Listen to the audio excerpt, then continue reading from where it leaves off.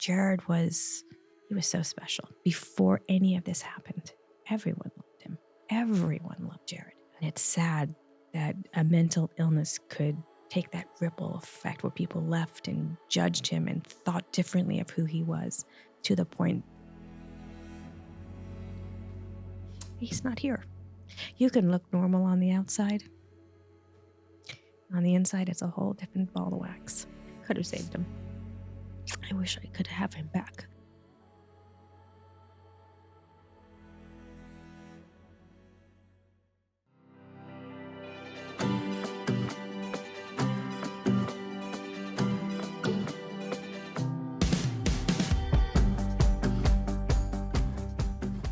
Hello, everybody. Happy Wednesday. Happy Wednesday, and welcome to The Squeeze. Thank you for joining us. Yes, thank you for spending your Wednesday here with us. I decided to decorate for Christmas. I see that, even in here. Yeah, just a little tree. Well, yeah, we did add, that's not Christmas, but those adorable yellow roses over there. That no one can see. Oh, okay. Well, just trust me. They're beautiful. Beautiful. Yeah, just a little. We have a gorgeous Belgian Malinois. Mix? Mutt? You were going to say mutt. I couldn't decide if I was going to say mutt or mix. So I said a mitt. Yes. A Belgian Malinois mitt. Oh my gosh. You're a gorgeous mitt. Are you a mitt? Don't listen to Dada. He didn't mean it. I know he didn't mean it. Well, we have an exciting episode today. We do. This one's been long overdue. This one has been very long overdue. If you guys have been around for a little bit, you have heard me talk about my friend Jared. If you're new here, Jared was one of my closest guy friends growing up. He was just the person that lit up a room when he walked into it. He was so kind. In high school, every year for my birthday, he'd be the first one to wish me happy birthday, knocking on my front door at 6 a.m. before I left for school with my favorite Starbucks drink, just to wish me happy birthday. And he just did things like that. He was always there for me for breakups, girl drama, just high school crap. All of the above. But Jared was diagnosed with bipolar and lost his life during a manic episode. So he is a big part of why I do what I do, why I'm so passionate about mental health. And we had his mom and sister on. Yeah. The episode today, just to kind of, share who Jared was, share his story, which they really haven't done publicly. And I even learned a lot. Yeah, that was. I didn't even really read our prep sheet that they filled out because I wanted to, hear it from them. I was going to say one of the easier conversations we've had, definitely not in that sense, one of the more difficult ones we've had, but in terms of preparation, yeah, and we really just went into this one raw, ready to just talk. And of course me, but even you ended up learning several things that you had no idea about. Yeah. Because a lot of us didn't really know that Jared was struggling, and he honestly really didn't start struggling till after high school. Not many people knew about it. So it was really neat to learn about him. I keep looking over at the photo on my desk. That's why I keep looking that way. But yeah, it's just, his story is amazing. His mom is amazing. I love his sister so much. And it's just really cool to have his story live on. And I always say it, and I'm going to always keep saying it, but a lost life is a life gained. Because of Jared's life, we are able to help save so many other people's lives.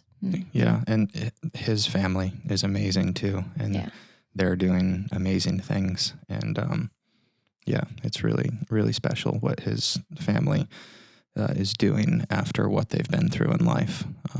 And we're just very, very thankful to have them here. Yes.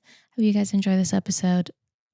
I enjoyed it, and just get to learn a little bit more about my life and my dear friend, who is, the reason why I do what we do.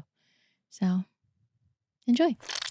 Okay, Harlie and Robin, welcome to The Squeeze. We are so excited to have you guys. We start every episode off with a little segment called Citrus Got Real, which is this glass jar that's on the table. Harlie, if you want to pull one of those little pieces of paper I'm out. scared.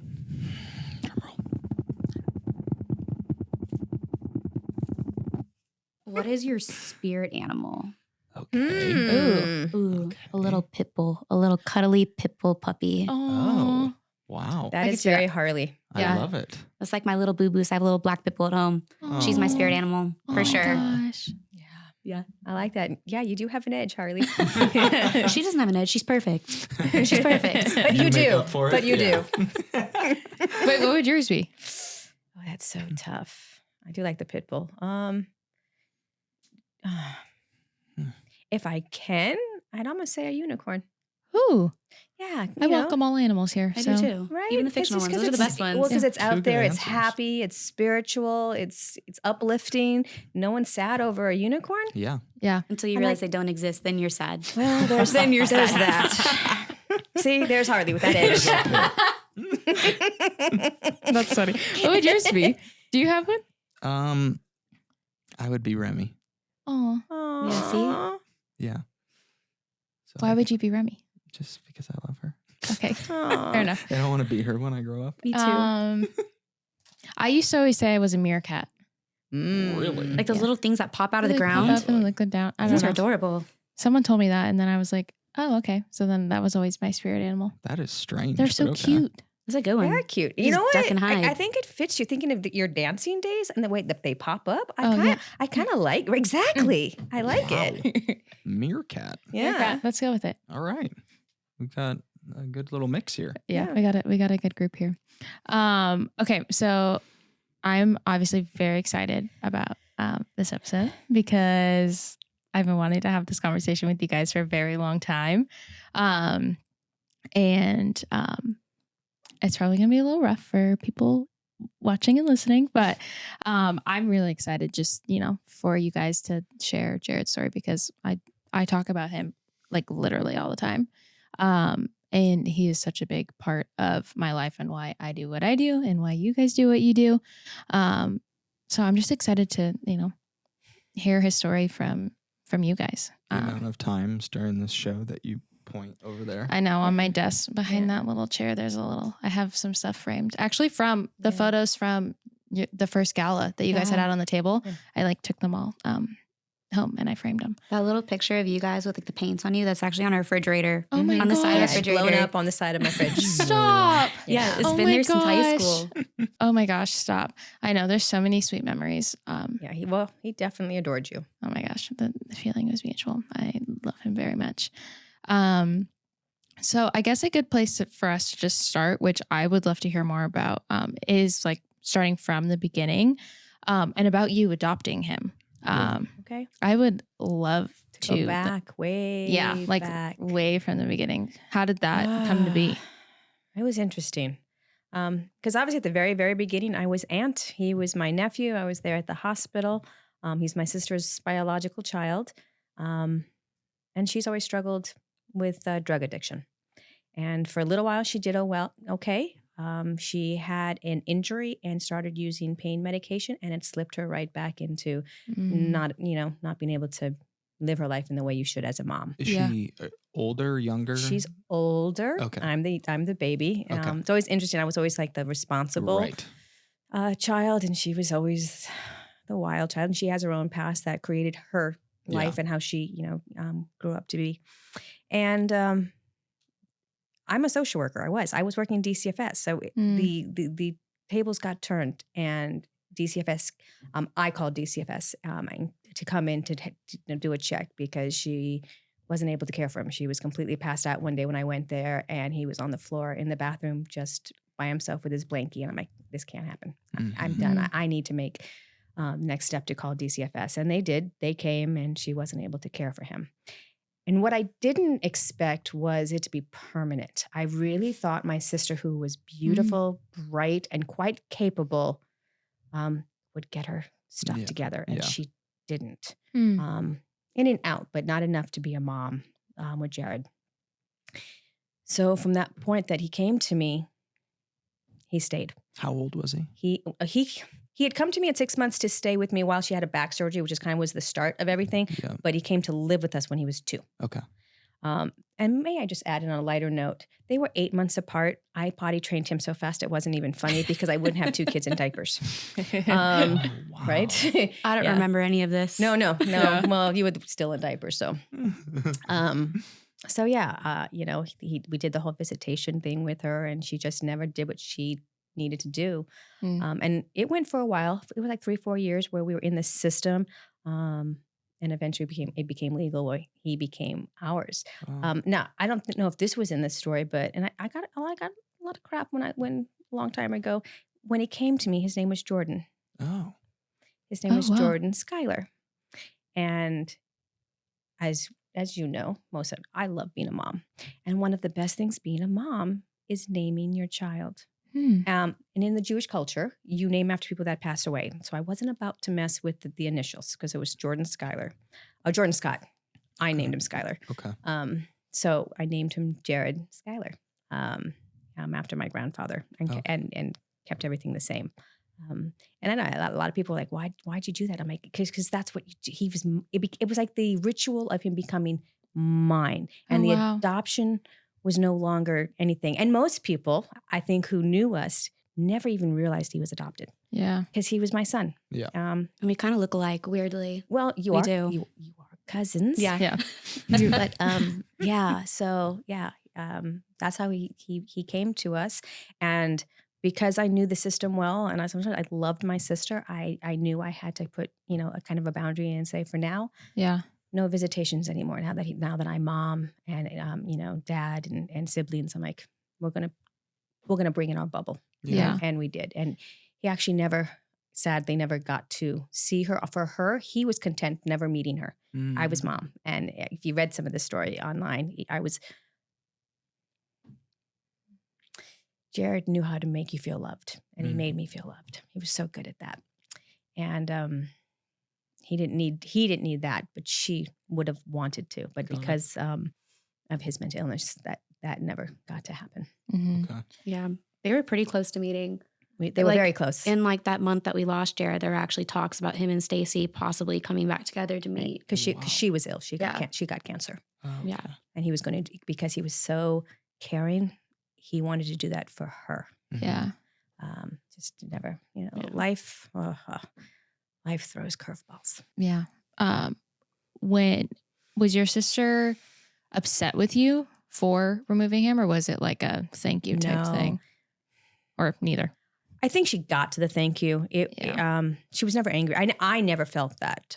There's always the back conversations here and there, maybe, but in terms of my direct connection with her, I never felt that from her. She loved Jared. Yeah. She couldn't give him the home that he deserved. So I felt appreciated by her. I did. Yeah. Okay. You guys have heard Taylor and I talk about this product before, and we're going to keep talking about it because I'm not saying this. We actually have it every night. Yes. We actually have Beam's Dream Powder every night. We had it last night before we went to bed. We had it the night before we went to bed. Yep. And we're both on different flavors. Yeah, we both are. I'm on the original hot cocoa one. Yep. And I am on the peanut butter. Yes, they also have many other flavors like cinnamon cocoa, sea salt caramel, white chocolate peppermint. We have to get this white chocolate peppermint. I want the sea salt caramel. No, I want the peppermint one because I don't even it's seasonal. say caramel. I say caramel. But I know. Because you said caramel, I said it. Sorry. But better sleep truly never tasted better. And in a recent clinical study, it revealed that Dream helped 93% of users wake up feeling more refreshed, and 93% reported that Dream helped them get a more restful night's sleep. And we are definitely in that 93% because both of those statements we absolutely agree with. Also, it's the perfect gift. Throw it in a stocking stuffer, in a bag. Yeah. And everyone needs better sleep. Yeah. So if they say they don't, they're lying to you. But if you want to try Beam's best-selling Dream Powder, take advantage of their biggest sale of the year and get up to 50% off. Whoa. For a limited time when you go to shopbeam.com/thesqueeze. The discount is auto-apply to checkout. There's no code necessary. That's shopbeam.com/thesqueeze for up to 50% off. BEAM.com/thesqueeze. 50% off. We need to bulk up. Bulk up. Get that sea salt caramel. as you can see by this beautiful Christmas tree. Actually, Remy, are you blocking this tree in the camera? Are you blocking this tree? We are getting in the Christmas season here, and there is no better gift than giving the gift of Jenny Kane.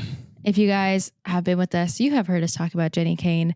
We are some of her number one fans. We definitely are. We would maybe fight over who is number one. Their sweaters are just absolutely to die for. Yes.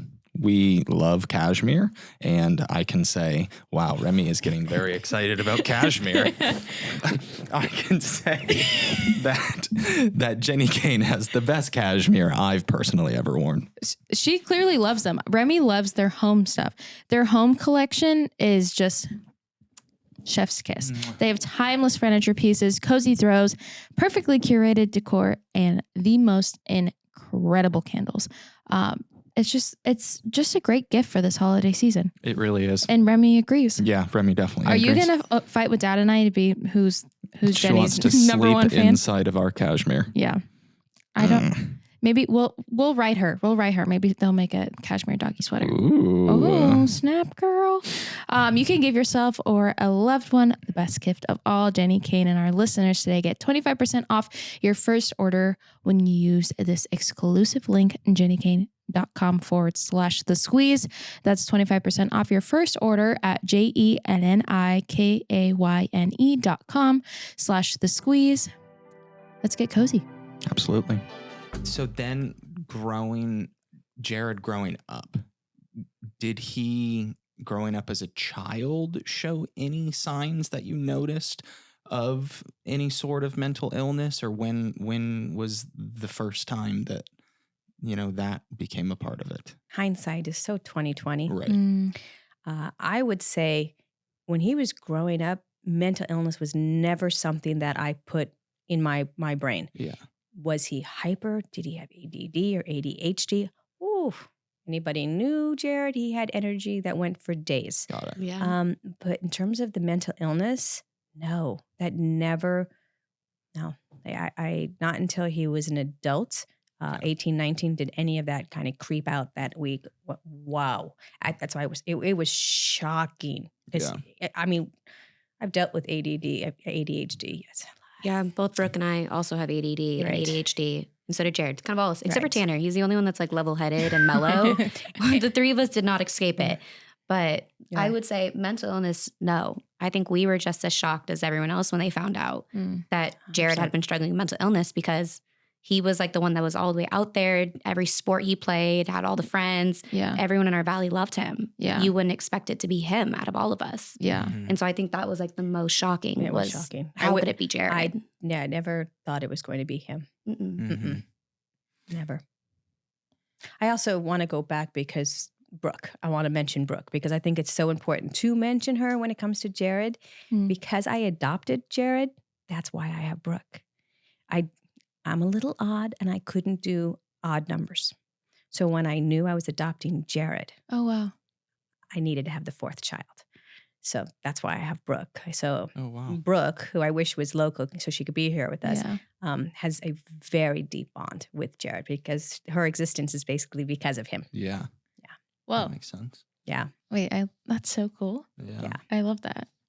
Sorry, were you going to say something? Did you get Jared early enough where he didn't have to struggle with any sort of PTSD from the way he was raised? Because you got him, at it's huge, 2. Such a huge question. And hindsight again, when he was young, he had one other diagnosis. And I should have known that it could lead to other things. And it was called reactive attachment disorder. Because she wasn't a full-time with him bonding all the time. She had caregivers coming in and out. He attached to anyone. Yeah. And RAD, reactive attachment disorder, is one of those things that can lead to mental illness. What exactly is that? It's not the inability to attach properly with your caregiver. Okay. Yeah, so he would just attach to anyone. So anyone could have come in and taken him and walked out and they would have been bonded like this. Yeah. I feel like it's really common to see with like kids who are adopted or in the foster system. Yeah. I've heard a lot of it. So I do think, unfortunately, that year and a half, 2 years, and that definitely There's a lot of factors. There's so many, I think, with Jared. He's an interesting, I don't want to call him a case study because that's my child. But there's a lot of things that I think entered into him developing bipolar. Yeah. Mm-hmm. Yeah. So RAD was definitely something to. Okay. Interesting. Yeah. I know one of his triggers was marijuana. Mm-hmm. When did you like become aware? Like, did you know first because you were like with him in a sense, or when did that like become a thing? I think we all knew for the most part. Like, yes, I was in high school with him and I went to all his high school parties with him and was with him before games and after games. And I definitely knew probably before them, but I don't think anyone in our family didn't know he was using. A lot of his friends used. And I mean, when we were in high school, I feel like a lot of people smoked marijuana and it was just the thing to do. Yeah. No one really thought anything of it or anything was wrong with it. And a lot of people don't realize it's a gateway drug to using other things. And we'll never really know for sure if Jared used anything else, anything harder. Mm-hmm. But we did know that marijuana use was a big issue for him and all of his friends back in high school and even in college. I'll never forget because we did know. We were parents that were open, so we didn't really have a lot of secrets in our house. No. Yeah. But I'll never forget when his psychiatrist straight out said that the marijuana use that he did in high school was a trigger for his bipolar. Oh wow! I was like, wow, because people think marijuana is benign and okay, and for some people it just might be. Yeah, and you don't know who is going to be affected. And sadly, Jared was one of those that it changed everything about him. Yeah. And it just changed his brain. Yeah, that's so interesting. So when he would use marijuana, that would trigger the bipolar? No, just that him doing that, he messed with his brain and the development got messed up. And so if he hadn't done that, he probably would never have gone into the bipolar, especially with his delusions, because his bipolar was pretty severe. But because of his use, he messed with the development of his brain that he triggered it. And once you trigger bipolar, there's no going back. Yeah. Yeah. Did that trigger like psychosis for him, the marijuana use? Or? I would think the marijuana played a huge part in the psychosis. Yeah. 100%. Yeah.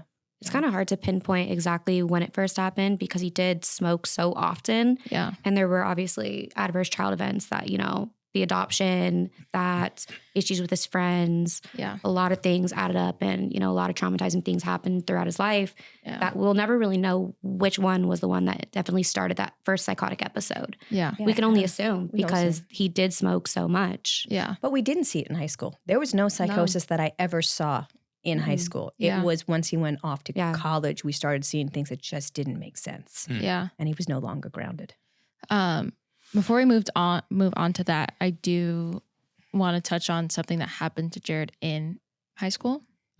He witnessed something at a party that he ended up, you think, triggered the bipolar, something that he saw and didn't necessarily like report or stop. If you want to, I have no idea what. And it's a hard one. Yeah, because it's not our story to share. Yeah. So I can't share too much because I would never want someone to have to deal with something that they aren't ready to deal with. Mm-hmm. For sure.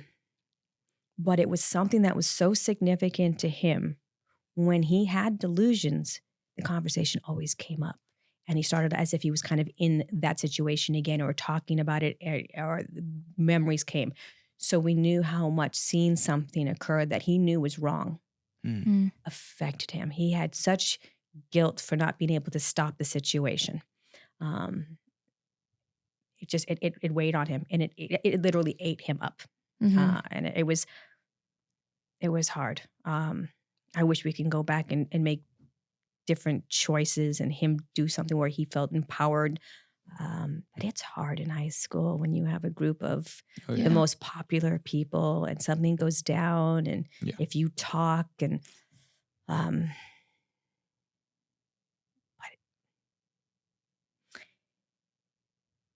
it was one of the most hurtful things to him that he couldn't fix. And it was hard on him. It was really, really, it ate at him. It ate at him. And it eats at me today because I wish knowing the situation, I wish I can go back and make it not happen because I know what trauma comes from what he witnessed. And it's hard. It's very hard. Yeah.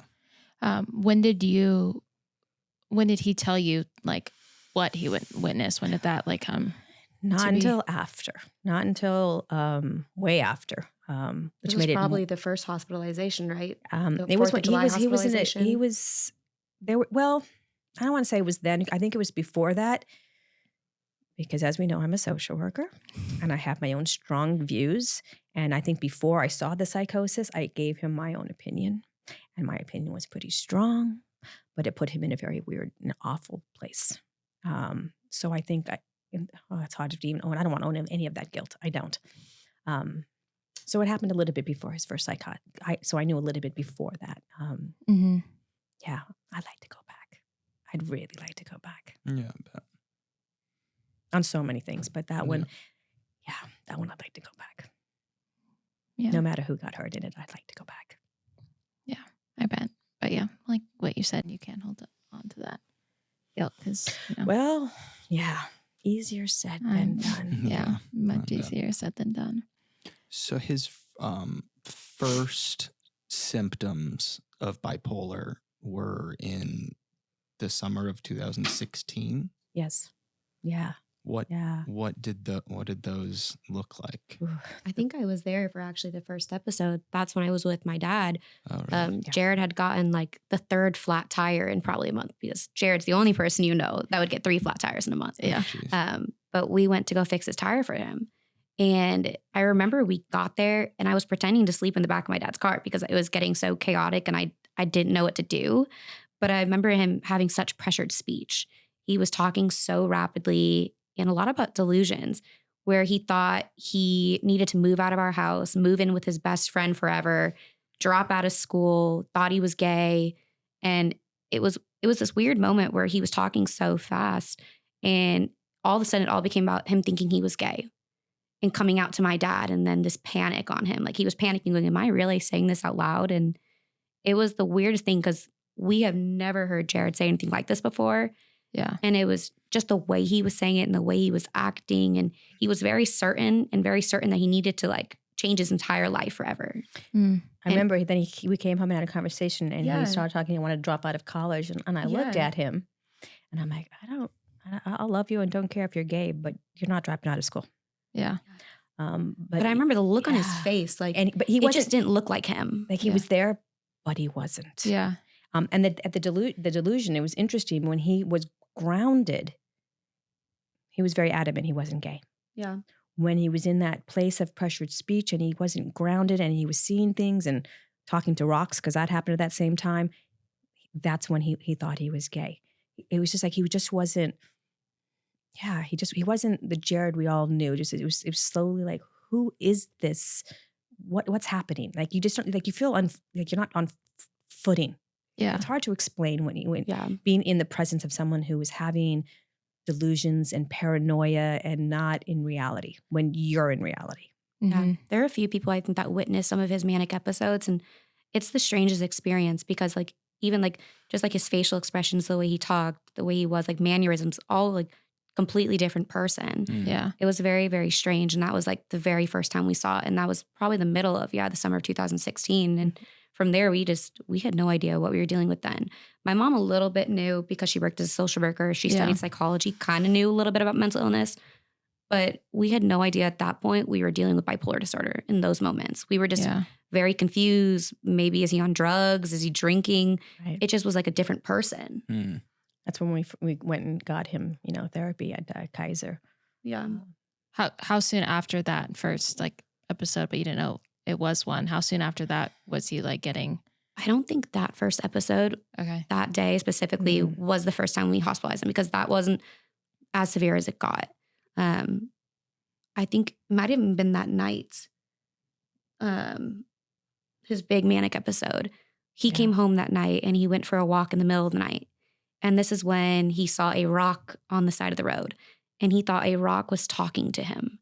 And a rock was giving him guidance on things he needed to do that night. And so he actually ended up breaking into his best friend's home in the middle of the night.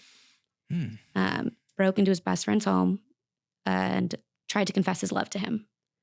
Thought that he was gay for him and he was going to move in there and needed to figure out if he was gay and if his best friend loved him back. So that was the first big episode where we were like, oh, this is really serious. Oh, wow. the best friend, actually, the parents threatened to call the police on Jared. And this is I'm talking best friend of like 5 years, like very, very close. They knew everything about each other, did everything together. And it was very clear this is not Jared. Yeah. Jared would never harm anybody. I remember because when we took a time out and went to the beach the following weekend and understanding something very serious had happened. And that was traumatic, and we'll get there. But in that week, that time at the beach, Carpinteria, we talked to the mom. Mm-hmm. And she was very clear something was wrong. Like she could see the mental illness. She was smart enough to know that he had a mental illness and this was not Jared. Right. They knew him long enough to know. I wish the best friend had, and I wish his reaction had been a little bit more compassionate, because his reaction made it so much harder on Jared. Yeah. The rejection and the outing and and you know more about this than I do. And the text messages of saying, stay away from Jared, were beyond heartbreaking, because this wasn't Jared doing something because he was doing something wrong. This was Jared he wasn't sane. Yeah. He was having a total manic episode. Yeah. And during this week that we went to the beach, Jared was not Jared. Jared ran off, just ran off. We were with family friends too, and this was their first time seeing, like, there are a very select few people that knew what was going on. And these were like family friends that we've been friends with since my mom was in like middle school. Yeah, so they were very close. They knew what was going on. And I remember Jared literally was a different person, just sprinted away, went missing for hours. We tried chasing after him. We walked around Carpinteria looking for him, and no one could find him, to the point where we were calling the police, trying to help us find him. And eventually, I think he ended up wandering back, or one of us found him. But I thought it would be the scariest time of my life. I mean, it turned into a lot worse. We really thought he was never coming back. That's how scared we were. This all happened in the same week. Yeah. Oh, wow. Yeah. So first it was the breaking into his friend's house and that happening. And then, well, this is bizarre. Yeah. Jared would never do anything like this. Yeah. And then it was, okay, I think he'll be okay. There may have been going to Kaiser in between this to get, talking to a psychiatrist and seeing maybe what's going on. And then he didn't stay in the hospital. He wasn't hospitalized fully at this time. We put him in for a 72-hour hold. So we brought him back, and then the beach happened. And from there, we're like, this is really severe. Yeah. Now I think a 72-hour hold might be necessary, because we're scared for his safety. We're scared for other people's safety at this very moment. Yeah. He was just unrecognizable, and none of us really knew what to do. No, I remember taking him to Kaiser and sitting in the hallway, and he just, it was really hard on him too. He was scared himself. Yeah.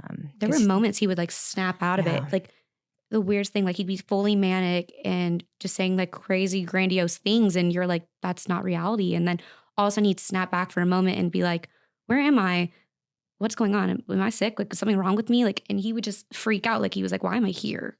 Oh, wow. And he had no idea. Like there were moments where he'd go back and forth in the same day. And it was the most bizarre thing for us. Yeah.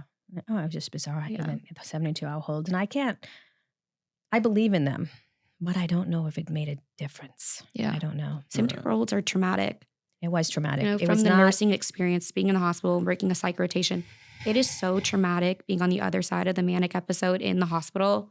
You feel so unstable and uneasy being in like a new environment. And I can only imagine how he felt in those moments. Yeah, it was hard. And you're surrounded by the people who are having, their breakdowns as well. And it was very hard. He just wanted out. He wanted out. And I remember it was 4th of July. 4th of July has forever been changed totally for me, because I remember we had to leave him there and drive back home. And we were driving, all the fireworks were just popping off. And I'm like, all these people having a normal, 4th of July. And we stopped at a corner to try to have some, normal. And our life would just never be. We can look normal. It will never be normal. We can look normal sometimes. Really depends on the moment. Yeah. Oh my gosh. I love you guys. Yeah. It is crazy to hear about him breaking in thing, because obviously I was like a removed cousin of Jared's group of friends. Like there were some people in that group that I was like friends with, but I kind of just had my own friend group. But word had gotten to me at some point that there was a rumor that he was gay that had gone on, and I didn't really care, so I didn't really like dig into it, but like I had heard it in passing and I was like, oh, well, I mean, he never told me that, but yeah, cool. I don't know. I wish that was the problem, or not at the problem, because it wasn't a problem. Well, it doesn't help. I don't know if you remember it wasn't the case. In the middle of that with the night, delusion, when Jared actually took to Instagram at 3 a.m. and posted a photo of him and his best friend and said, "I'm in love with my best friend." That did not help the rumor. Was that before or after the break-in? That was after the break-in. It was right after the break-in, or right before? It was the same night. And the best friend, after that happened, he kind of turned on Jared. And you know what? I don't want to. Obviously, it must have been hard having a friend, because his best friend wasn't gay either. Right. So to have that, I'm sure that was traumatic. But his reaction to it was was to push back so hard. Where again, his mom knew he was having a mental illness, breakdown. Yeah. So to see his reaction, I think forever changed his state of mind. I think knowing the people in like age, I mean, the generation that I went to high school with, I feel like there was still like masculine like stigma behind that. So like, I bet I'm not surprised if that had to do with it, because all the football players, right? All the popular dudes. So I get some of that. I know that deep down he knew, and I know his mom knew, and the way he reacted was just, it was hard. And when we go further into the story, I understand why it was pivotal, why it forever changed his delusions. I think even today, this is like probably the point of the story where I still have trouble getting over it, because it makes me almost angry. I remember when that all happened, and his best friend took to Twitter and word for word wrote, "Everyone stay away from Jared Monroe. He's effing crazy." And he tried to attack me. Right. And I remember seeing that tweet and going, what the heck? And that was the next morning after Jared had broken into his house. So the very next day, and he very clearly knew, along with his mom, that Jared was clearly in a manic episode. Something was off. This is not normal. And his first reaction was to take to Twitter. Yeah, let's get Jared some help. And you know what? Let's say he did react. He could have all said, you know what? I reacted. Something's wrong here. We all need to stand by Jared. I could have handled that. But people did listen. This was a popular group. And so when one person says that, who has a lot of those friends, although he was a little bit on the outside, I guess, of that group, people listened. Although I will say there are some amazing people. You get to know people's character in major trauma. And there were some people that came through that to this day are like my children, because of how they embraced Jared and walked hand in hand and were always there for him as much as they could be. So there was a lot of good too. So after the 4th, when was the next? Was it an episode? Was it straight into hospitalization? What? This is Texas. What was that timeline? Texas was later, because he felt Santa Clarita turned on him. He wanted out. He wanted to get back to ASU. He needed to go there. We had gotten him into Kaiser. I was worried, how do we do this? How do I let him go to ASU with everything that we're dealing with, knowing at this point we knew he was bipolar. So we're dealing with a serious mental illness, not something, that you can just take some medicine or like aspirin and you're good to go. Yeah. I'm like, okay, he wants to go to ASU. So his psychiatrist said, well, we can give him a shot of a medication. And so we don't have to rely on him taking his medication. Because in bipolar, it's an interesting illness. That mania makes you think you're above it all. You're confident. You can do whatever you want. And that's why some things we didn't see, because he definitely had that grandiose, I can do everything. And he could do everything. Jared was the weeble wobble. He could just go in the football and take everyone down and jump up and go do it again. And he was an amazing person that way. But some of it we didn't realize was a mania. So like, okay, well, we'll get him the shot and we'll let him go back to ASU. And he did. And every single day on the phone, me and his dad walked him through anytime he was having anxiety. It was very hard. Lots of phone calls doing that. And he eventually, he did it. He went through the semester, and this is the mania. When you think of famous people that are mania, sometimes it actually can be a positive. He ended up with a 4.0.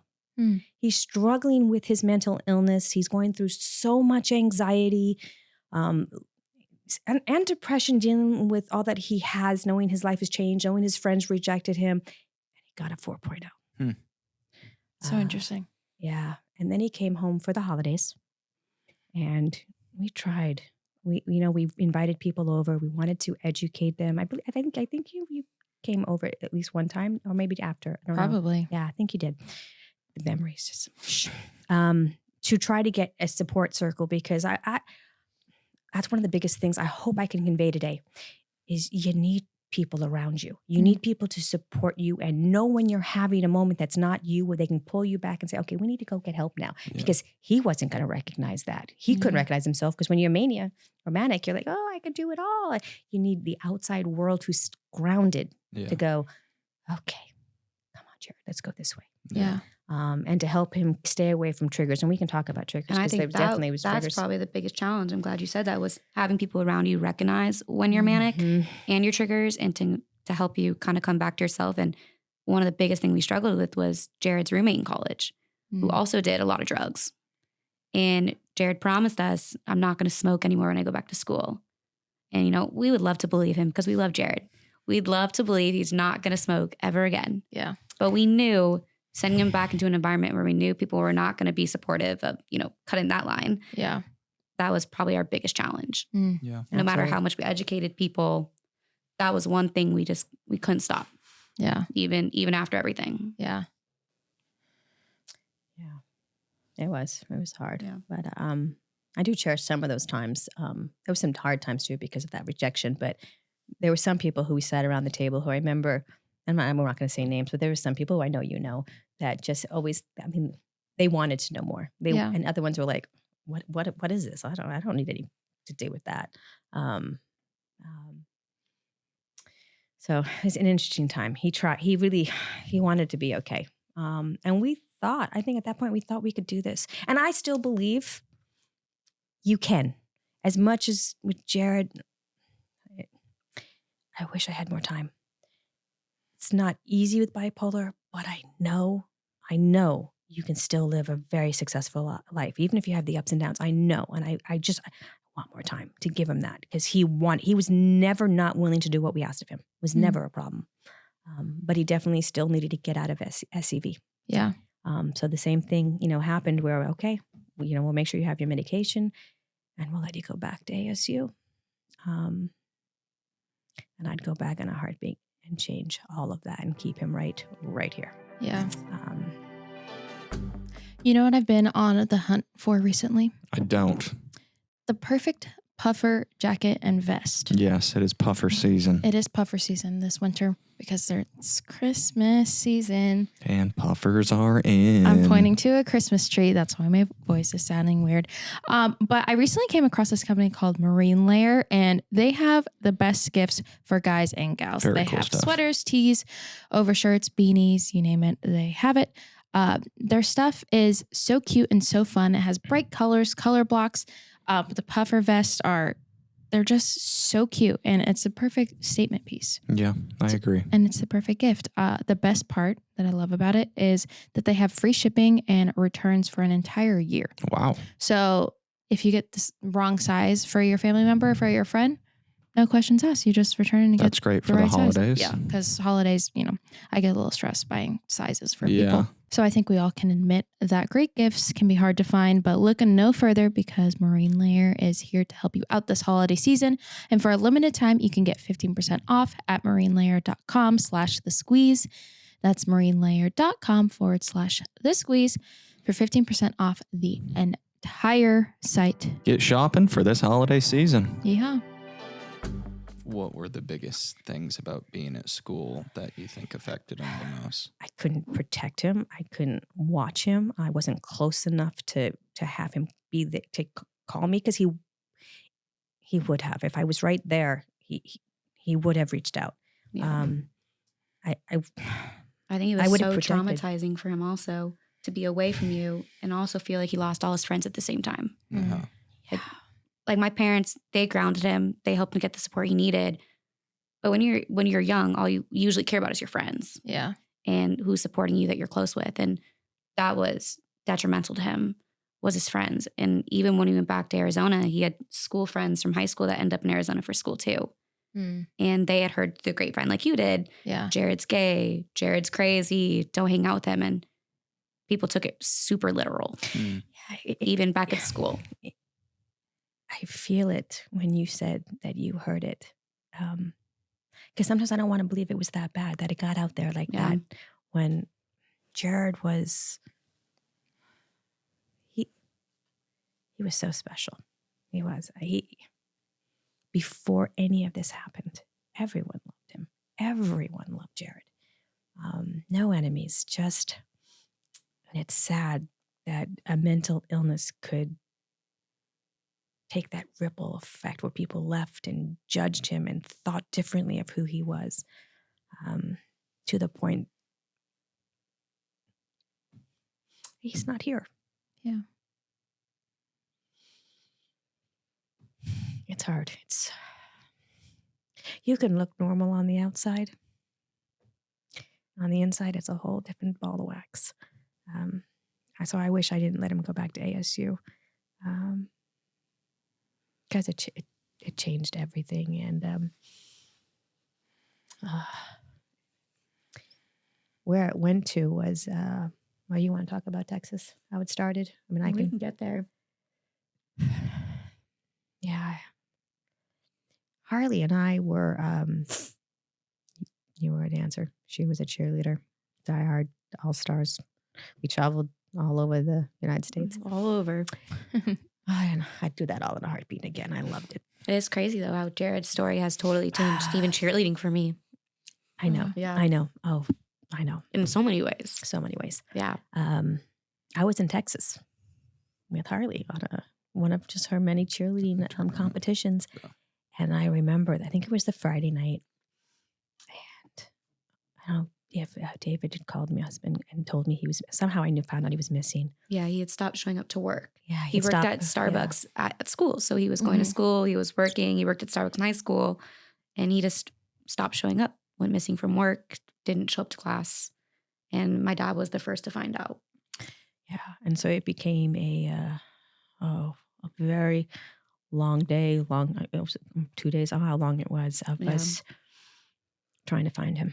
And just not knowing where he went. And my husband was amazing, calling police station after police station. And an interesting side note, I think Dad tells us even better, but he got a hold of one of the policemen who was on the pathway, because we found he was headed somewhere from Arizona towards like Texas, Florida. Like we knew he was going that way based on the usage of his credit card. So he called one of the police stations and he talked to someone, and the guy was like, "What number are you calling from?" And he says, 661. Yeah. What city are you? And he said, where he was calling from, Santa Clarita. Like, where did Jared go to school? West Ranch. And the officer happened to go to West Ranch. So what the heck? Right. Which was comforting because we knew we had someone who had heart, who was really going to do their job and go out there and do all they could. Because you're looking for a needle in a haystack, knowing he was somehow crossing the country. And unfortunately, the police never found Jared. We got lucky that Jared, or unlucky, his episode was so terrible, he ended up checking himself in a San Antonio hospital. He checked himself in. Yeah. He checked himself in. He snapped out of it on his way on his drive. Because he would go in and out of being lucid. Yeah. So he checked himself in. And I was in Dallas. Yeah, we were in Dallas. So I was 2 hours away. I'm like, wow. Again, you have an officer from West Ranch. I'm already in Texas with Harlie. Sorry, I missed one of your competitions. Yeah. I don't think I ended ever up missed going on them. by myself. She ended up driving with one of her friends who lives in Texas to go get Jared. Yeah, I had a dear friend come with me. And so I wasn't alone. And I went to San Antonio and I picked him up. And they allowed him to leave, which was nice because they could have kept him for 72 hours. But they allowed him to come with me. And so I took him back. We came back. I had to get you situated, finish out the competition and put her on the plane where she needed to go. Yeah. And Jared had his car. So, I rember that. Yeah. That night was so interesting when they got back from San Antonio because he stayed in the hotel with us. And I think at this point he was lucid, like fully lucid, realizing what had happened and how he ended up in Texas. And we were just asking him questions. Well, this is where we knew the delusion was so bad. This is where we kind of learned how severe it had gotten for him and how bad his loneliness was. Yeah. He had said he was driving to Florida, Key West, to find the light, to jump through it so that he could be reconnected with his best friend. Yeah. And I remember there was a moment where I asked him, like, when did you realize that? Like, when did you get that? And he said, I was standing at the top of a parking garage and God was speaking to me. And God told me I have to drive to Florida to get to this light. He goes, I had thought about jumping, but then God redirected me to Florida, to this glowing light to jump through it. So my best friend will talk to me again. Got it. Well, And this was only 3 weeks before we lost Jared. Got it. oh, wow. Right. So that's how this all ties all the way back to. That's how we knew how prevalent that rejection was. Yeah. It was really hard on him. He wanted that friendship back. He wanted to be accepted. He wanted to be supported. Yeah. Just hearing you tell it though, I get such chills because I know the significance of that parking garage. Yeah. And we'll get there. So there we were in Texas, and had to send her back. As sad as this is, some of the best times that I cherish are having to drive him back to Arizona. It was just me and him. And we drove, just quality mom and son time and great conversations, and even talked and brushed the topic of suicide. Hindsight, I wish I really knew what could happen. Although I know I'm kind of powerless. I just wish I had that power. But it was a very special time, and my husband got us a nice hotel room along the way, and we had a nice dinner. And although I knew that he wasn't always lucid, I wasn't always with the grounded Jared. It was up and down. Mm-hmm. So we got back to ASU. I slept on a beanbag in a little hallway. Boys in their dorm rooms. Right. At this point, I'm like, okay, no, we got to see what we got to do here. And and I remember him showing me all these posters with his music, and he didn't have the same music style. Everyone knew about Jared's music.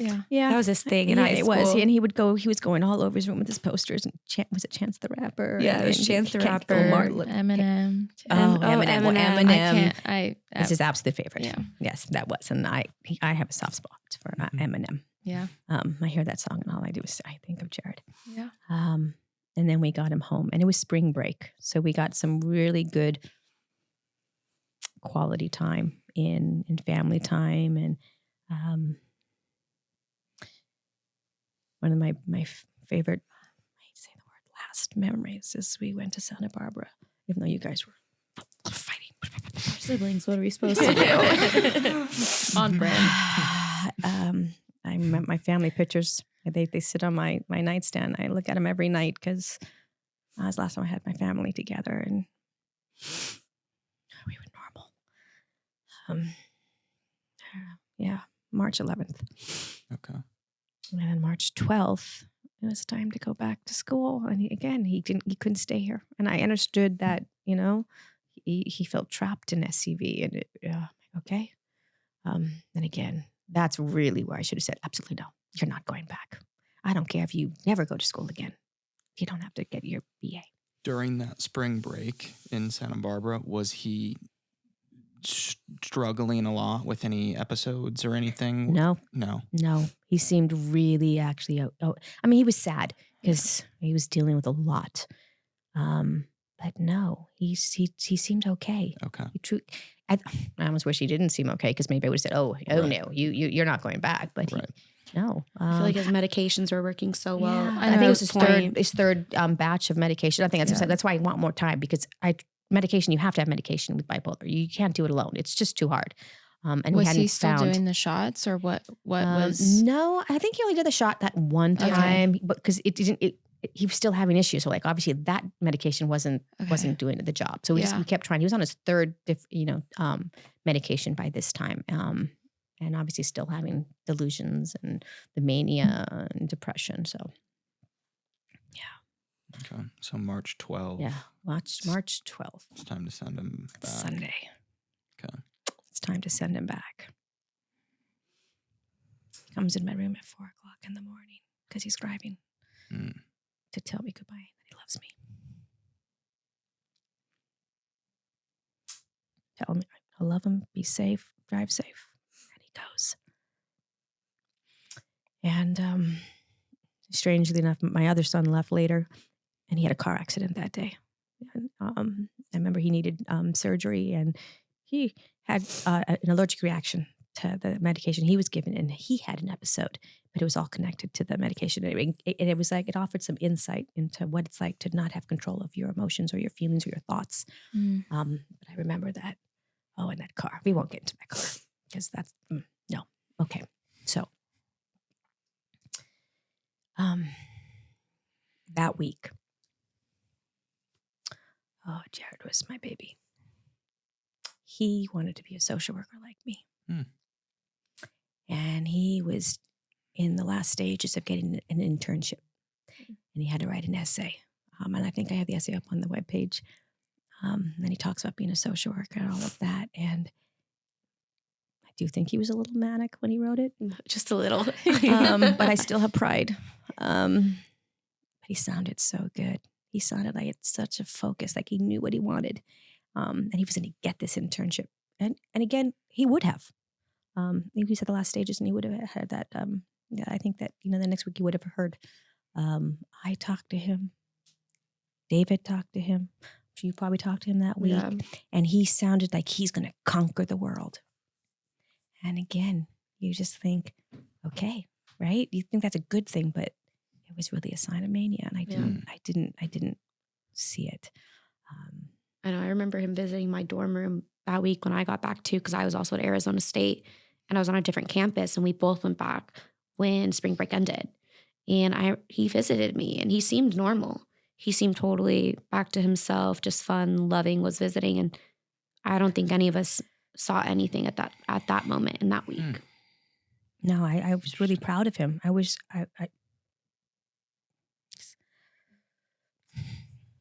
He had plans that Saturday, the 18th, to go to a baseball game, or like a minors baseball game. And again, I should have known, because one of his triggers was large crowds. It was something, if he was here today, I would say you're done with large crowds unless you have a chaperone who knows how to watch you. Yeah. And he went missing. But he went to the game. He went to the game with his friend, his roommate. And his roommate was too scared to say anything. Totally. So he spent a few hours before he even called my parents. We didn't know to tell him that he was missing, and left this game and just never came back. He disappeared during the game. He just left in the middle of the game and never returned. And no one wanted to say anything. By himself. And no one wanted to say anything. Right. And again, it was a cheer event. Yeah. None of us were home. She happened to be home again. Yeah. Another weird coincidence. And we were driving home, and Brooke was in the car with me, and we were dealing with this, and it was.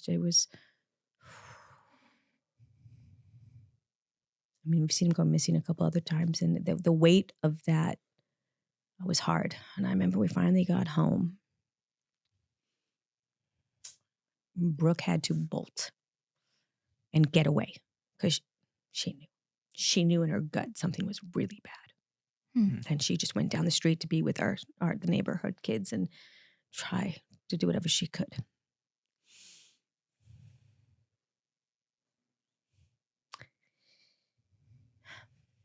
And we were just on the phone trying to find out where he went.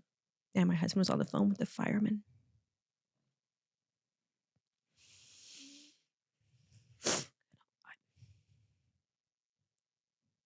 I hope I never have a moment like that ever again in my life. When I could tell, I couldn't hear, but I knew they told him that they found Jared, that he wasn't alive.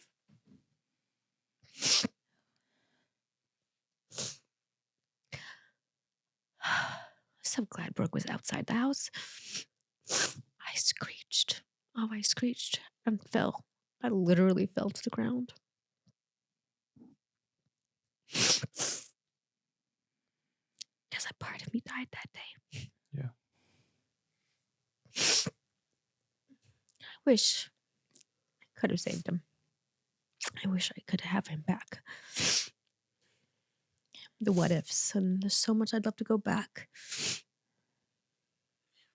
But all I could do is keep him going, because he wanted to help people. He always did. Always in high school, he was that friend. Yeah. He would have been a social worker if he had gotten control of this. So the foundation is him. It's him. We're the little worker bees. We're behind it, but it's him. It's so crazy hearing the backside of like the day that everyone found out about Jared, because I was not there on that end of it. I told you at a cheer event. Yeah, I'm so sorry. I was the last person to find out. Yeah, because Tanner happened to be home because of his surgery. So Yeah. he got to come home, and I think that's actually the first time I've heard the other end of it, because I don't ask those questions. I don't want to. Yeah. I don't want to know how everyone found out. Yeah. But she was at such a. I chose not to tell her. So Yeah. actually, what I did, because there was a couple of people I had to tell Yeah, before Harlie, and I did it on purpose because I wanted her to go on stage. it was a 2-day competition, and I just wanted her Yeah. to finish it out because, just because it's something you need to do, and I Yeah. believe in team, and I just need to get through this anyways. I went to my sister, and I had my mom meet me there, and I told her, and the first thing out of her mouth, she says, "Did I do this?" Oh boy. And I'm like, "No, no, no." It was actually the most, I think, human thing I actually heard my sister. And I've since lost my sister. Okay. And I was there when she passed, which is one of the greatest things. Because we had that rift because of Jared, or time away because of Jared. But then after telling my mom and my sister, and they came to your cheer competition, they were supposed to go. that was the first time That was the first Stacey time- had ever been to a cheer Right. competition. And I didn't want to ruin that memory Yeah. or that ability, so I let But it I happen. knew something was wrong because I didn't see Stacey when I got off the stage. I was like, "Where is Stacey and Grandma?" I was like, "Aren't they coming to my cheer competition?" And part of me I just knew. It was so hard to tell you. And You were the hardest. She didn't even have to tell me what happened.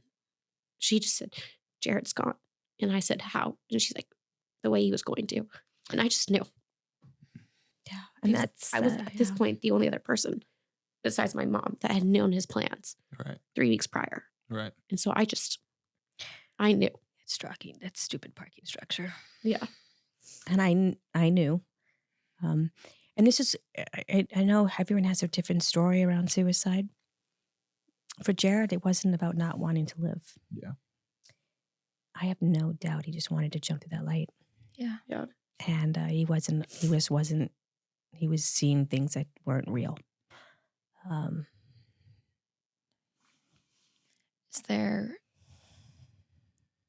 Is there a part of you that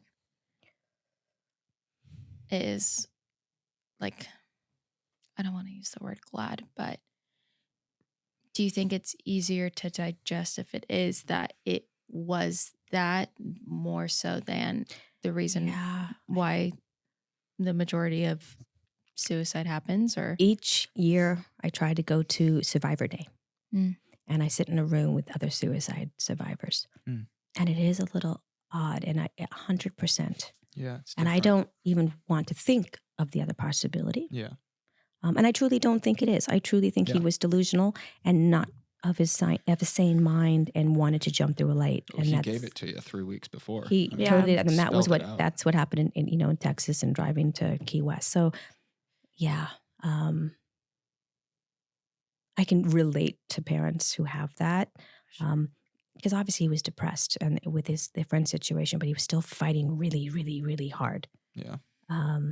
Yeah, that takes it to a level where that rejection that you really failed. And I have enough. Oh, do I have enough of that anyway? Especially, I'm a mom. I'm a social worker. I should have been able to do something. But yeah, it's a good question. So Yeah, because I feel like hearing that was what his episode was 3 weeks prior. Like, not, I don't know what the word is. It doesn't make me feel better, obviously, but it just like, obviously he was struggling, but to know that like in his mania, he was like going to the light and like doing something like good that he was supposed, like, not that it makes me feel better, but it makes me feel better to know that, you know, he wasn't like, I don't deserve to live like that. He wasn't in that pain, that agony that people get to when they do die by suicide. Yes, he died by suicide, but to me, he died due to being bipolar. Yeah. That's really what happened. Yeah. So obviously we talk about suicide. We still feel, obviously that's what happened. But it's a little bit different in terms of Jared and his mental illness. And he just, So what, for both of you, what was the grief process to begin with, and how has that changed and evolved over the last 6.5 years. 6.5. I think we both have very different paths to how we grieved. For me, I was probably the one who had to be funny to hold everyone else together. It was so heavy in our household and so heavy with like even Jared's friends.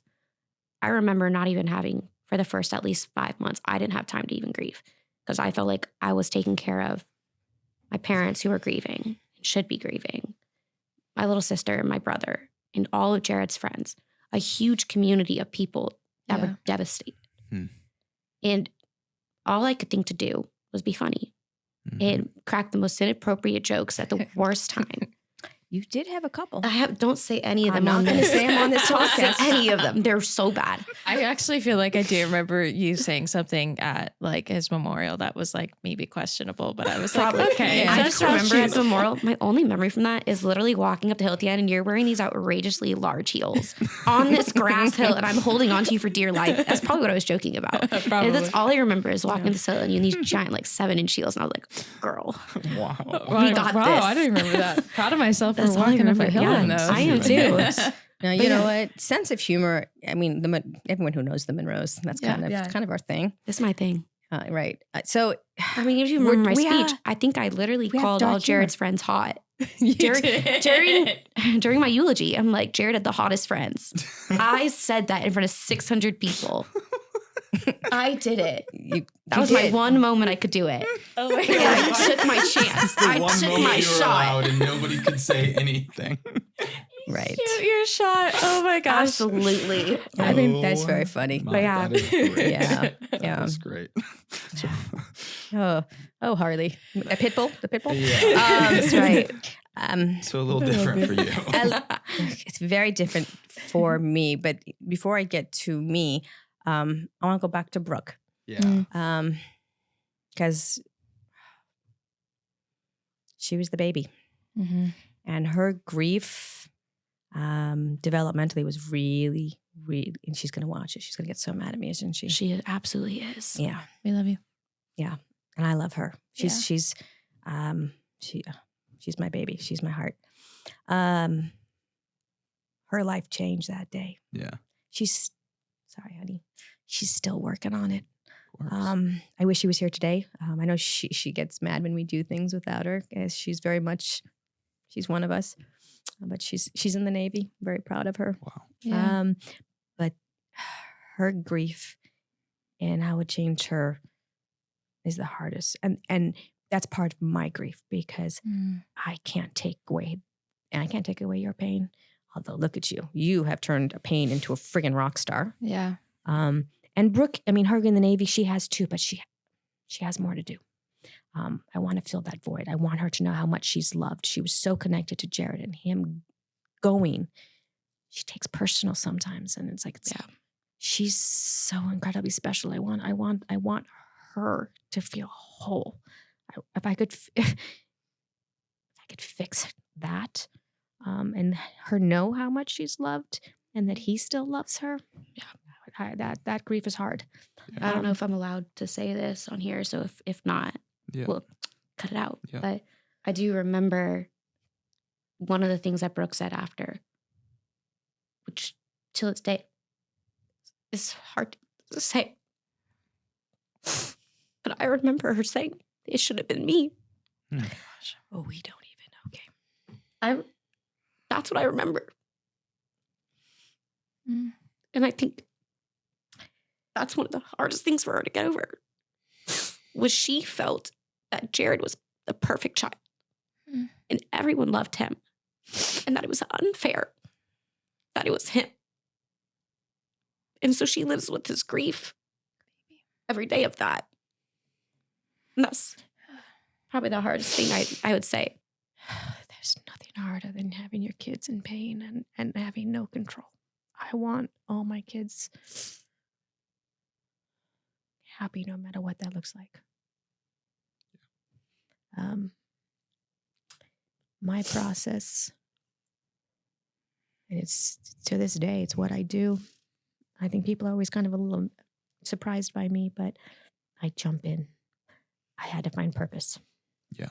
I couldn't sit idly, just sitting there, as much as I wanted to be in a corner, and that's it. Within 6 months, I had this foundation. I'm Googling how to do a foundation. And I think I might have done it a little wrong. I'm still working on it. Every day is a working process. Right. But I did it. I got that 501(c)(3). You know, I don't even know what I did, but I did it. I keep busy. I have to keep busy. And I've learned, and I know everybody knows how much I love Jared and I love my family. But I've learned it's okay to have happy moments, and you have to have them. Even though the worst things happen, you have to find those times and smile and live and love and I'm incredibly grateful for your father and how often he knows that I need, and he takes me out every weekend and makes me get out there, and I don't have guilt over it. I think some people who are in my situation have guilt over having happy moments, and I don't know what tomorrow's going to be. I might not be here. I don't know. I know, and while I'm here, I want to keep his memory going. And I'll, watch my children thrive. But I need to have the happy moments too. It's important. So, purpose. Well, yeah, and that's what he would want for you guys. Yeah, I think that. I remember thinking that, like, how quick you got everything like set up after, and I was like, that it's like exactly what like Jared would want like you to be doing with, your life and time and your purpose. So yeah, what's so cool is that you guys are working for him. Yeah. Absolutely. I feel like he's your boss, and he is my boss every day. I don't think we feel at any point this is us. No. yeah. This is him. We would not be successful. I mean, I'm so glad that you knew him. You understand the light that he had and how much he was loved. It's his memory, his energy that makes us every year be able to give out scholarships. Yeah. If it wasn't Jared, he had a lot to give even when he's not here. Yeah. He was so special. Yeah. He was. Yeah. I mean, I feel a fraction of that just from him. Like, being best friends with him. So I can't imagine what that is. He loved you and Megan. Oh, did he love you and Megan? Yeah. You guys were awesome. Yeah. The old days. Yeah. I love him. I'm like, only you guys could drag Jared to a dance competition for hours. Only you guys. Oh my gosh. Oh, the dance competitions. Yeah. I just, I think he was such like an important role to me in high school, because I think a lot of girls in high school definitely deal with like their self-worth and, all of that, because you're still like figuring out who you are. And so many times, literally like every day, he would like tell me how beautiful I was, or like if I was struggling with something or with a guy or whatever it was, or he just was always so assuring like of me, not even just telling me I was beautiful, but just like, like you don't deserve them, or like, you're better than them, or whatever, just encouraging me. Yeah.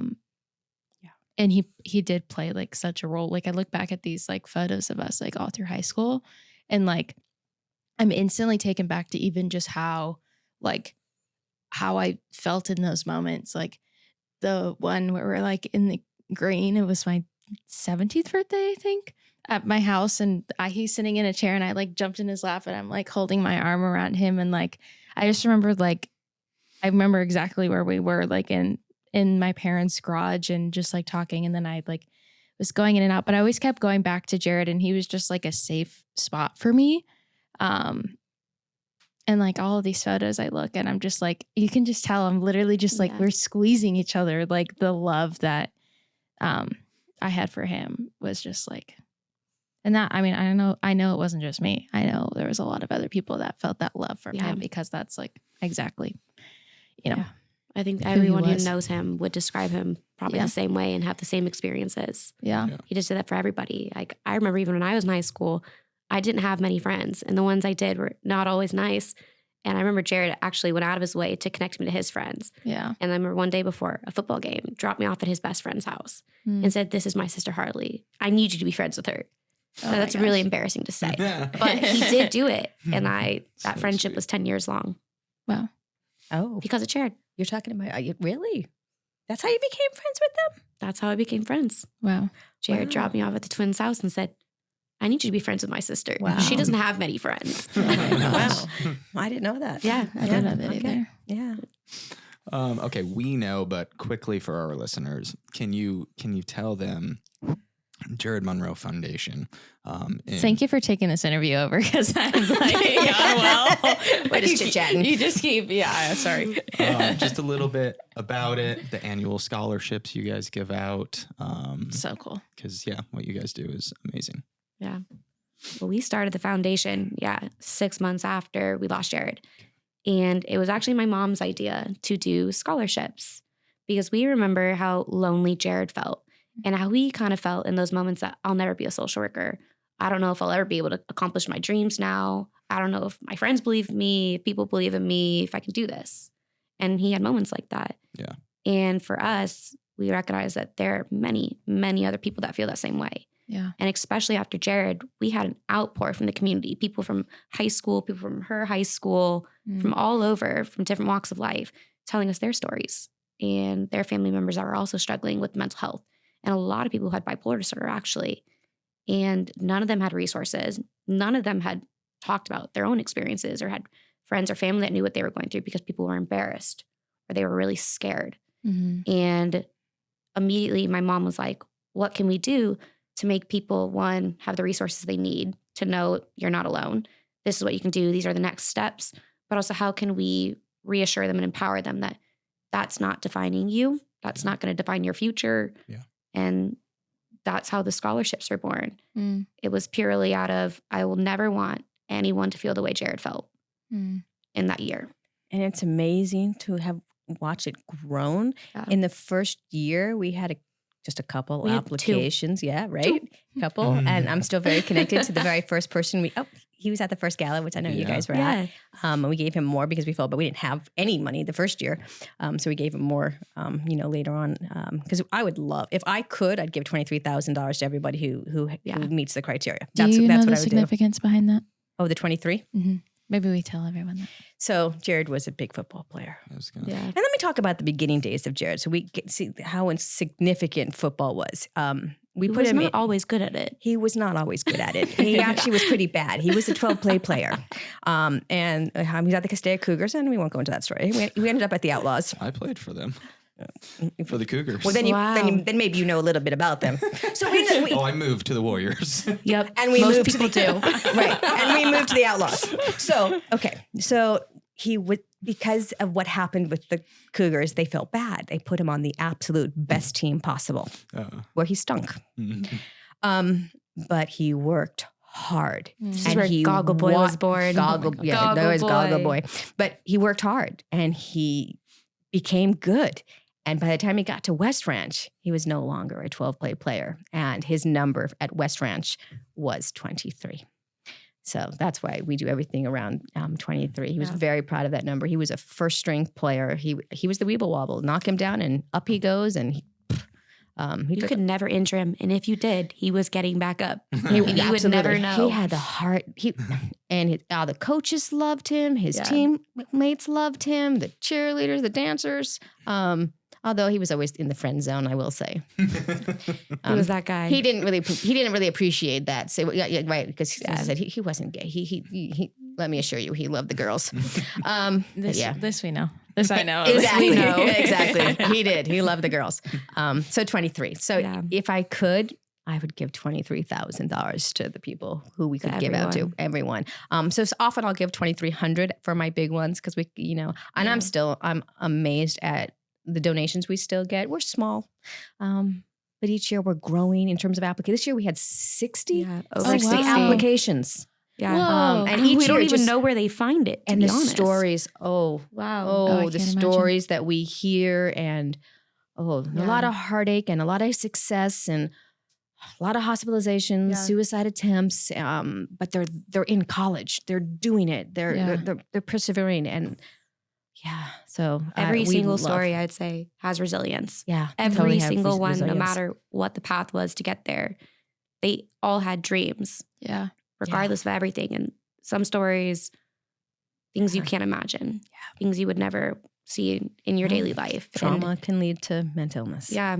And it's crazy to see they have really big dreams and they're not giving up on them, and they never will. And they never should. No. And we're excited to play a little part in that. The most amazing part, I think, of the foundation is when we send the emails out on May 30th. His birthday. On Jared's birthday. Yeah. And we send them out, and the responses we get back about how much just that email alone changed their life. Not even the number or significance of how much we gave them, but wow, you believed in me. Yeah. You changed my life. You believed in me. Your foundation believed in me. Oh my gosh. And I love when they come back, and they do. We just posted recently when they come back to give us an update. I love it. Yeah. Even a year later. Absolutely amazing how well they're doing it. Yeah. That's incredible, guys. Yeah. From 2 to 60, and since you started 6 years, 0 to 100 quick. That's how our family does it usually. Oh my gosh, I love you guys for that. So I normally do like 11, but we kind of wanted to like curate a couple questions just for this specifically. What would you say is the most misunderstood thing about bipolar disorder? I would probably say that it only happens to a certain type of person. I think so many people think that, especially mental illness as a whole, but specifically something like bipolar disorder, they think it only happens if you're like genetically predisposed or live a certain lifestyle. Okay. A lot of people don't realize it can happen to any person you know. It just has to be the right condition, the right trigger, and it can happen to anybody. I think that was one thing with Jared. People were so shocked that it was Jared because people don't expect it to happen to just anybody. Yeah. Would you agree with that? Probably. No, I totally agree. It's always shocking when you hear a certain person has bipolar disorder. He seems so well adjusted and happy, and had such friends and football player and everything going right.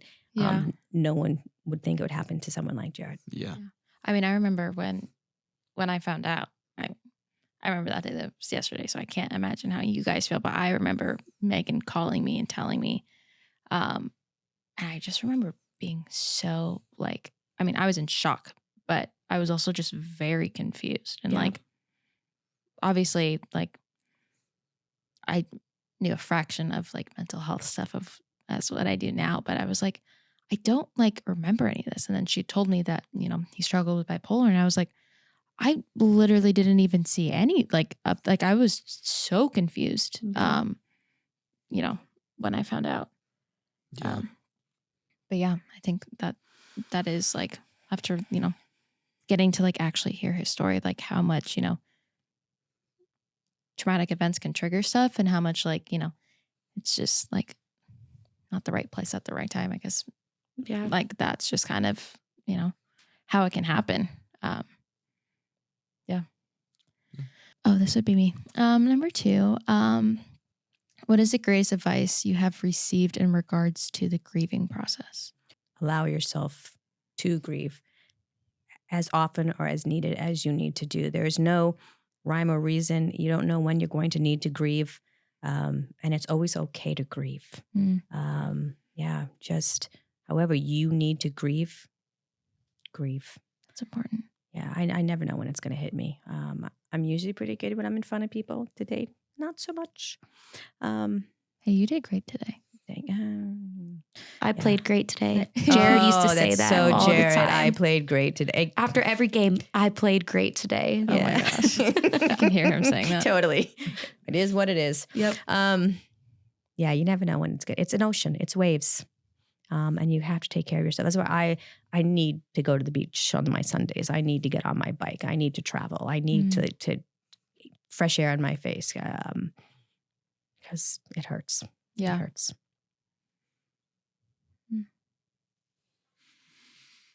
Okay. Do you want to do the last one? Yeah.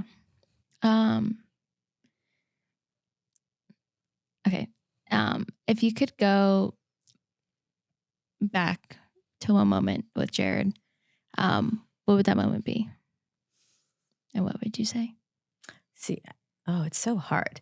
I have to say, for me and our family, I would go to Friday Night Lights. Yeah. You were a cheerleader. I had 2 boys on the field. I had Brooke running around with all her dance buddies. I'll never forget when I had all of them, running around at West Ranch, and we were the happiest. Friday Night Lights. The same for me because when Jared was a senior, I was a junior. Yeah. And so I got to cheer for his team. Yeah. And so every time after a game, we'd go to In-N-Out. Yeah. I'd probably go back to one of those. Yeah. Those nights were always so special. Yeah. I have a tattoo on my back, and I'm not anyone who knows me, I'm not a tattoo girl. I don't believe in them. In the Jewish culture, you're not supposed to get them, whatever. Jared would know how significant it would be that I got one for him. And it has our song called Keep Holding On. And it comes from the good old Cougars. And it was a tough situation. And together, we were very bonded. I'm like, together, keep holding on. You're going to get through it. And to watch him come from that situation, 12-blade player, to being the stud was amazing. I'd go back in a heartbeat watching that and having him play on that field, and that confidence that he had and that happiness on that field. Oh, yeah. He loved football. He found his place. Yeah. My number 23. He found it. Wow. Yeah. Well, I just want to thank you guys so much for coming over and doing this, because I've been wanting to do this episode for a while. One, selfishly for myself, but also for our listeners, because I talk about him so much, and I think something that I always say about Jared, and I believe it true to a lot of circumstances, is like a life lost is a life gained. And what you guys are doing with the foundation and what we've been able to do, with the podcast and with the foundation, we wouldn't be doing any of it, if it wasn't for him. Yeah. And I am a painfully optimistic person. My husband would attest to that. I always, always, always try to find a positive in something. And I think back, I work at my desk and I look at him every day and I'm like, I would not be living this purpose-filled life that I wake up and get to do all of these things that I'm so passionate about if it was not for him. So I love you guys, and I love that we've still been able to stay close in that. Yeah, I'm just happy. And we love you. Love you. And I love that his spirit is completely there with you, and all that you're doing. He would be and is so proud of you. You have a great reach, and I love that you're making a difference. Thank you. Yeah, I love it. Yeah. How do we end this happy? Someone go get the dogs. Hurry. Yeah. Harlie, make a joke. Where's the unicorn? Harlie, make an inappropriate joke. I can't do that on live television. I'm going to go get the puppies. I would get canceled. Yeah, she might get canceled. That's a great one. So proud of you, Harlie. Oh my gosh. Okay. Wow, guys, that was... Okay. My eyes look puffy on camera. I was actually looking at how good your skin looks during that. Mine? Uh-huh. Thanks. Like, as you kept wiping tears away, I was like, wow, her makeup's gone, but her skin looks good.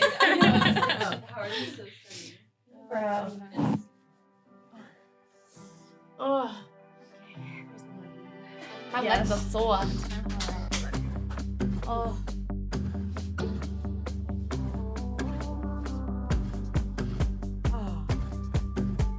Robin and Harlie, thank you so much for coming on the episode today.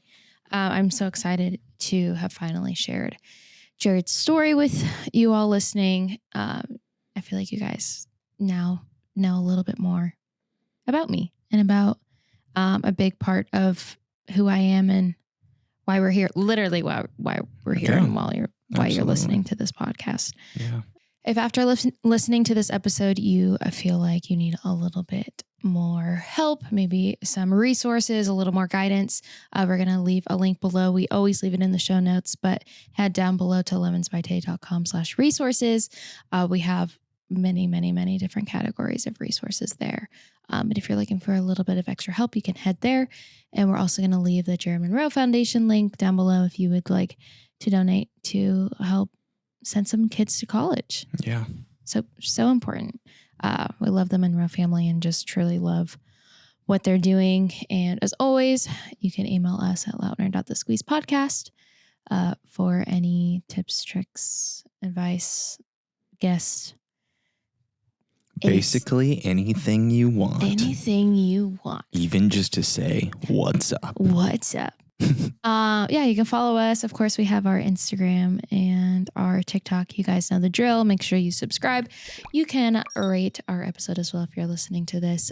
We love you guys, and just I I am so lucky that we get to do this for work and for life. And I loved this episode. So it's just a piece of my heart I just shared with you all. So special. And thanks for joining. We'll see you next week. We love you, Monroes. Thank you again. And we love whoever you are listening. Yes, we love you. You. You. See you next week.